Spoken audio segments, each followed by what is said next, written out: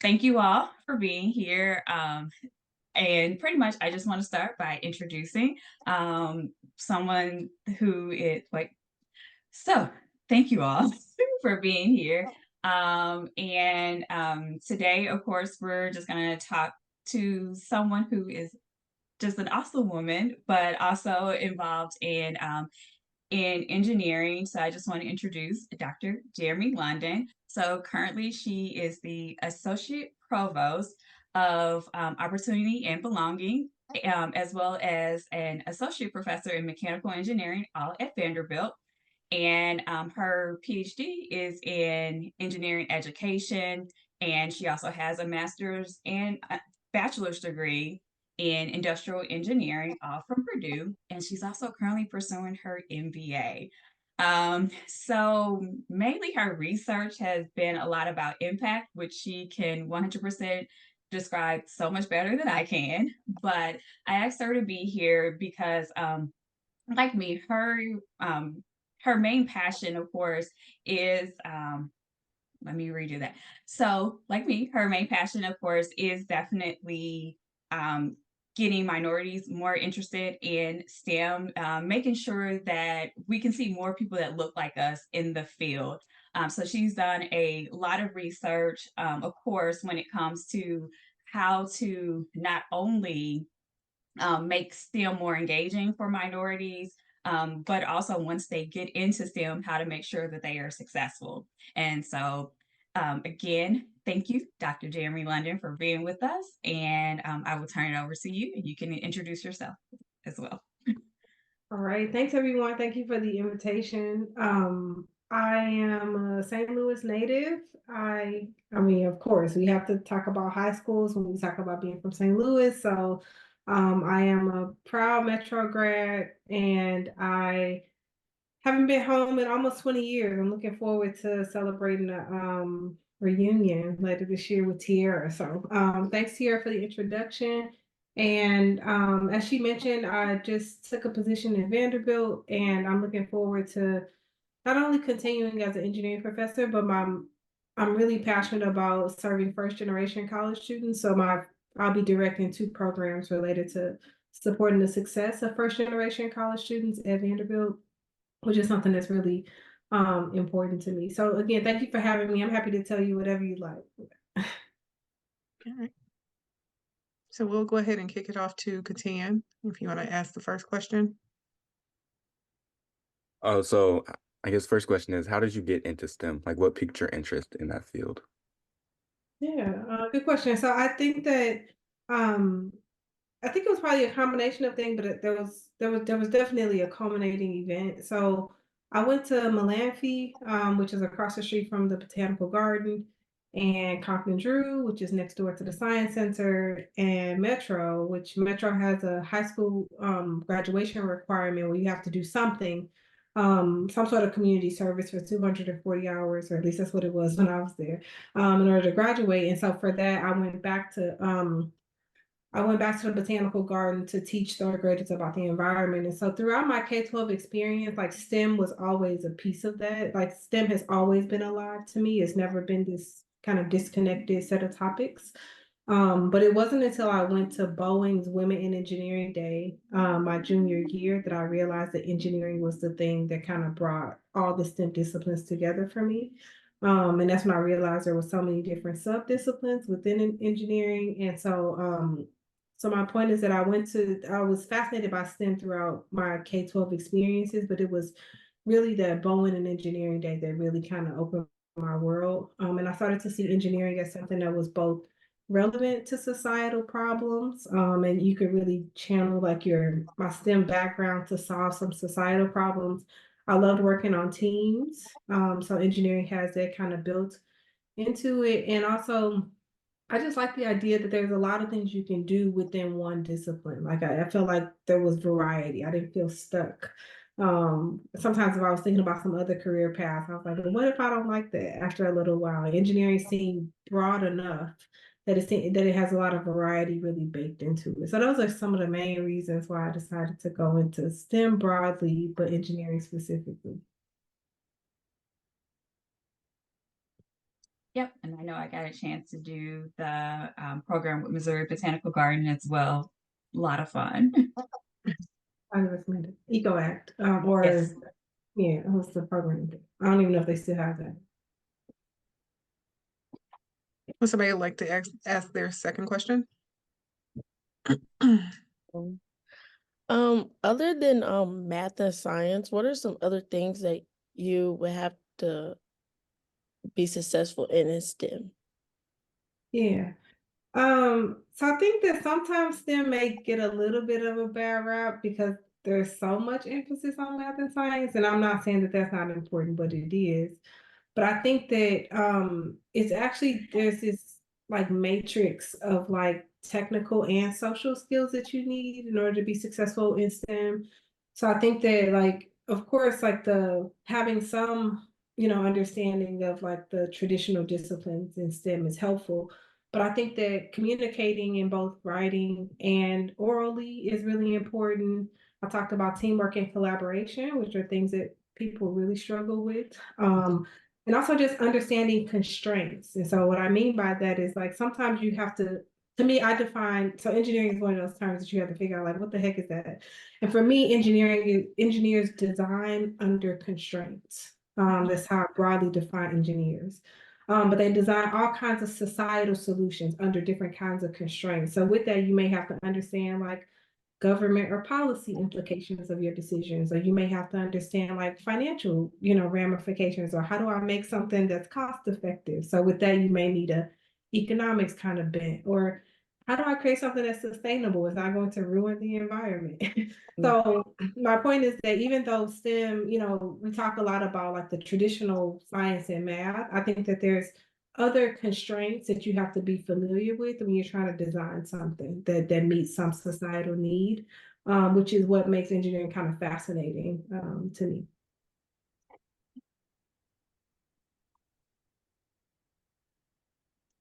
So I have a question.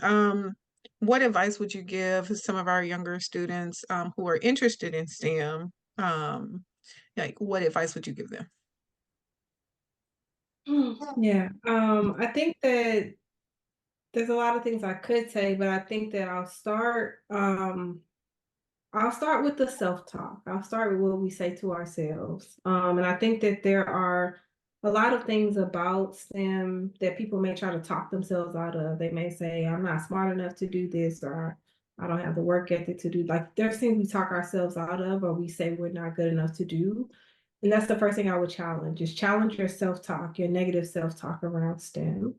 And then the second is I would try to seize opportunities to explore your interests. Sometimes you don't know what you don't know. Sometimes you don't know whether you like something or not. I didn't know I would like engineering until I went to their Boeing engineering day.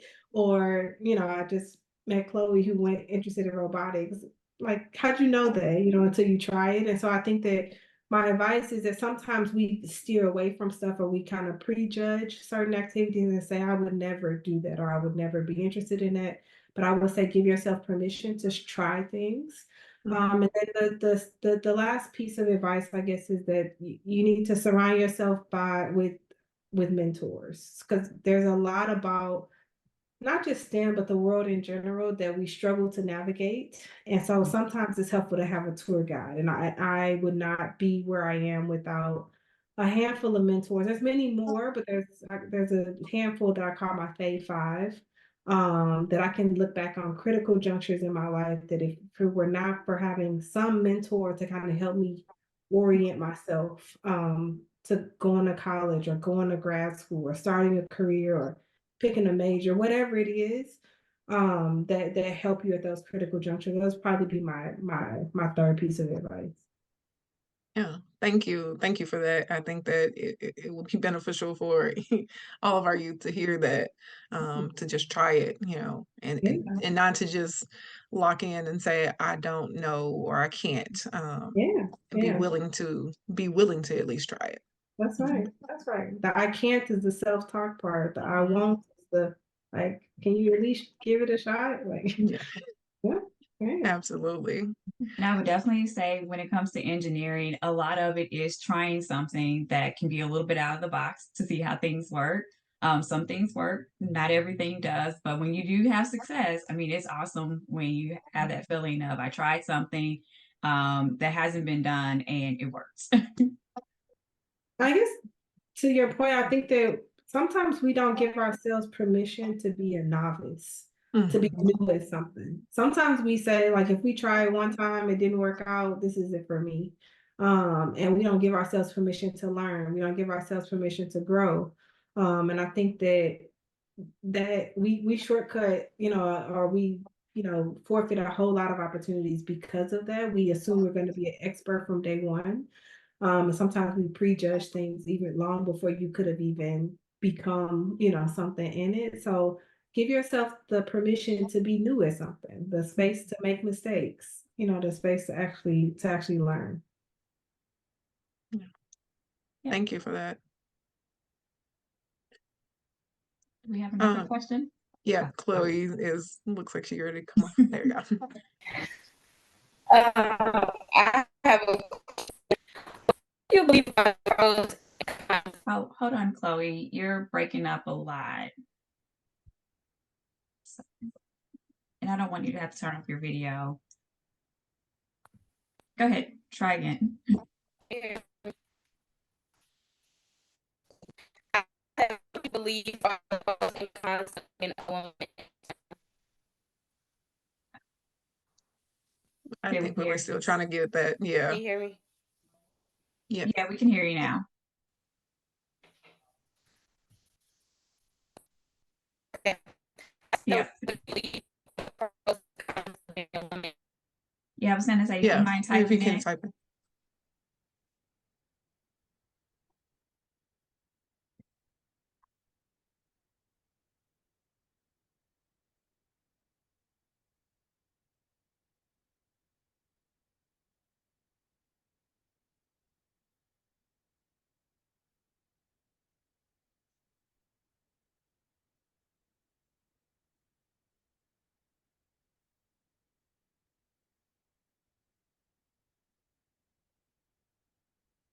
What do you believe are the pros and cons of being a woman in STEM? Oh, I'm sorry. Do you mind holding just for a minute, Jeremy? Katan, are you gonna be back? There we go. Perfect. What do you believe are the pros and cons of being a woman in STEM? Well, you all chose a lot of easy questions.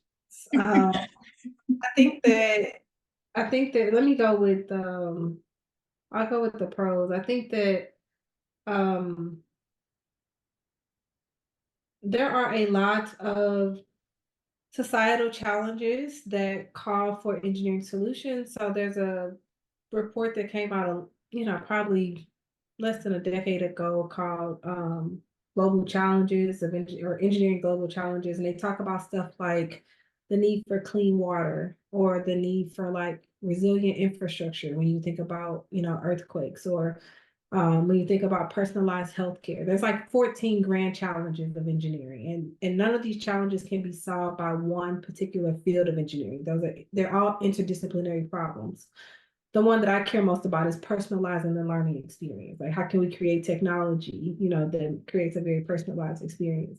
But when I think about these kinds of like really complex problems, I think that most complex problems call for interdisciplinary teams and teams of people who have very diverse perspectives.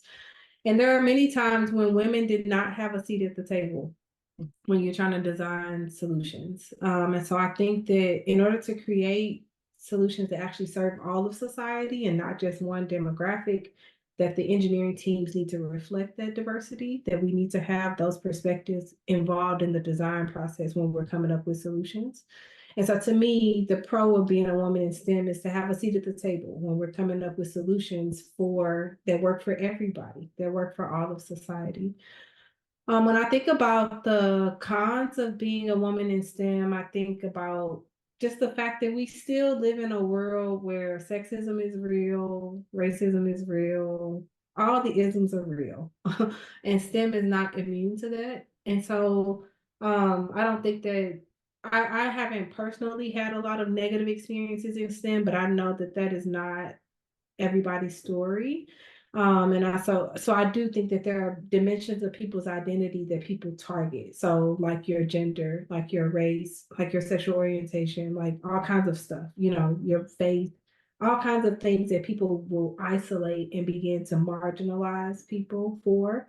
And that marginalization can come in the form of like, personal interactions, like little slights that come up, that people may say, or sometimes it's structural things. Sometimes it's harder to get access to certain internships or jobs or whatever, all because of dimensions of your identity. And so those are the cons of being in STEM, is that sometimes we still live in a simple world where isms are real. And STEM is not immune to that. And so I think that, being a Black woman in STEM, they call it the double bind. There's a whole report about the double bind, being a woman and Black in STEM, that comes with its own challenges. Not anything that you can't navigate. I'm still a firm believer that what God has for you is for you. And if God be for you, then it's more than the whole world against you. You can, we could talk about my story to tell you the whole truth of that. But I do acknowledge that we live in a sinful world. And so sometimes the isms of the world make it complicated to be in STEM. Great. Anything else? I feel like there's so much more there's so much more to say about that, but I know we are almost at time. Are there any other like pressing questions? If you were not interested in a STEM major, what would you be? Oh, I know that answer. If I have faith, if I have faith in my artistic abilities, then I would be an interior designer. That was But I don't believe in myself that much. I don't believe in my art enough that I would make my livelihood depend on it. So that's why it's like a side hustle. It's not even a hustle, it's just a hobby. But interior design would probably be the other thing. And then I joke with my husband about teaching third grade. Like I love third graders. It's a really critical age for when people are making decisions about what they will be and what they won't be, and all kinds of stuff happens around that age. And so sometimes I say I will teach third grade, but interior design would be like my real hustle. Tiara, did you know that? Yes, I said that was my answer. I Yes, think it's absolutely. Any other questions that's not so serious?